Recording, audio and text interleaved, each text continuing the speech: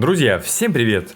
Хотел побаловать вас полноценным обзором полуфинальных матчей Лиги Чемпионов, но в ходе подготовки перезаписал сценарий одного матча сценарием другого, так что настроение, мягко говоря, не очень, да и вообще уже не хотелось выпускать это видео. Но все же, в отличие от встречи Ястребский и Заксы, матч Перуджа и Трентино был очень уж захватывающим, так что не мог вас оставить без обзора на эту бойню. Но перед тем, как мы начнем, я бы попросил вас подписаться на мой тестовый англоязычный канал. Хочу потихоньку убираться на западный рынок, но без вашей помощи мне не справиться, ведь начинать YouTube канал с нуля очень сложно. Так что если вы поможете вашей активностью, то есть подпиской и лайками под видео, то я был бы вам очень признателен. Ну а мы начинаем. Как и в прошлом сезоне, жребий подарил нам итальянский полуфинал, где у нас встречались Перуджа и Трентино. Хозяева уже не первый сезон пытаются пробиться в финал самого престижного клубного трофея Европы. И именно Трентино в прошлом году не позволило Перудже достичь заветной цели, переиграв своего оппонента в двухматчевом противостоянии. Да даже в этом сезоне команды уже встречались аж 6 раз, где в 4 случаях сильнее были игроки Перуджи. Причем на групповом этапе Лиги Чемпионов дьяволы дважды переиграли Трентино со счетом 3-0.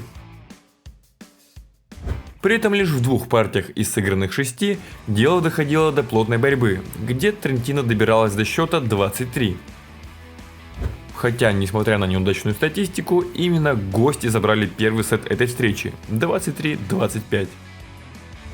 Чем бы ни закончилась эта встреча, судя по первой партии, она определенно должна была стать куда более интересной, чем противостояние в Польше. Тут у нас и зрелищные спасения в защите, и тут же неожиданные и красивые решения в атаке. Так что в столь равном противостоянии на первую роль должна была выйти подача. И в этом компоненте себя во втором игровом отрезке более уверенно чувствовали хозяева, которые и обеспечили себе небольшой гандикап. И даже вышедший на замену Олег Плотницкий успел внести свой вклад в успех команды. Собственно, эйсом второй сет и завершился – 25-19. Перуджа счет в матче сравнивает. Кто бы мог подумать, что именно Камиль Рыхлицкий станет главной движущей силой Перуджи в атаке в данном поединке. Так что похоже, что люксембургскому диагональному придется неплохо постараться, чтобы добыть победу для хозяев в этом матче. У Трентино же, как обычно, весь упор в нападении идет на мастеровитых и физически одаренных доигровщиков. Очень жаль, что полноценно длинные розыгрыши показать я вам не могу, ведь сколько красивых ралли эта встреча нам подарила, словами не передать.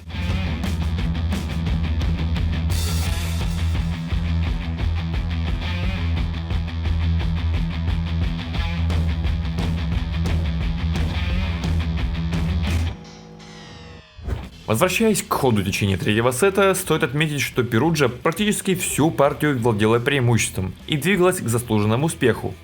Но роковой для хозяев стала подача Марка Подрощанина, где Трентино удалось вырваться вперед по счету. Остановив на сетболе Вильфреда Леона, подопечные Анджело Рензетти все же выгрызают вторую партию себе – 23-25. Игроки Трентино после победы в третьем сете, похоже, обрели небывалую уверенность и удачно начали 4-й игровой отрезок. Перудже удалось слегка этот пыл гостей подсбить, но не самые лучшие кондиции Леона пока не позволяли дьяволам полноценно выровнять положение. Хотя было похоже, что кубинец с польским паспортом к 4-й партии подразогнался. И своей серией подач Вильфредо смог вернуть хозяев обратно в борьбу. Так что и 4-я партия не стала исключением и продолжила радовать нас прекрасным волейболом. И если бы не касание сетки во время блокирования доигровщика Перуджи, то Трентино бы себе уже гарантировало победу в этом матче. Но раз уж у гостей по счету оторваться не получилось, то они должны были быть готовы, что Леон вновь вернется на подачу и начнет делать разницу. Такой прекрасный матч не мог так просто завершиться, так что команды решили нас побаловать побольше. И сделали они это не только в 4-й партии, но и решили продолжить игру в 5-й, 30-28 и 2-2. Несмотря на то, что у Леона далеко не все сегодня заходило, защита и страховка Перуджи позволяла доигровщику получать дополнительные шансы. Как и получил возможность для атаки Срэч Колесинец после того, как Микелетто помог центральному на блоке.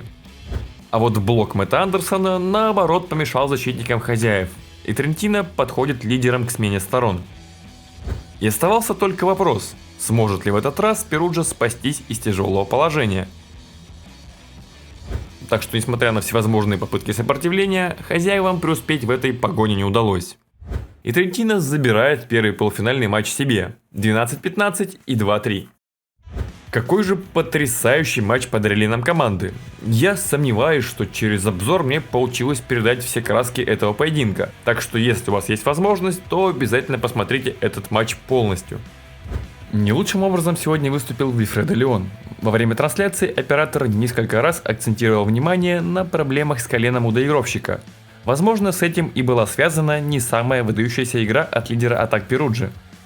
Тем более странным выглядела стратегия Симоне Джанелли в пятой партии, когда проводящий потрясающий матч Камиль Рахлицкий в решающем сете не получил ни одной передачи. Видимо, настолько уже Симоне привык в решающие моменты полагаться на Леона, что уже и забыл, что у того также может не пойти игра. У Трентино по старой доброй традиции тащила пара Казийский-Микелетто, что на двоих совершила больше 90 атак. В помощь им выпускались поочередно Джулио Пинали и Даниэле Лавия, но весь акцент нападения был сделан на стартовых доигровщиках. Надеюсь, что все команды к ответной встрече, которая пройдет 7 марта в Тренто, подойдут в оптимальных составах и без травм, чтобы мы смогли насладиться настоящей рубкой за выход в финал. Самым результативным игроком матча стал Вильфредо Леон, набравший 29 очков. Статистика остальных игроков по традиции находится на ваших экранах. Ну что ж, к сожалению, обзор получился неполноценным, но надеюсь, что он все равно вам понравился, ведь самый интересный матч на него попал. Так что с вас лайк и подписка на канал, все как всегда. Ну а с вами как обычно был Николай Иванов, любите то, что вы делаете, и все у вас обязательно получится. Скоро увидимся, пока!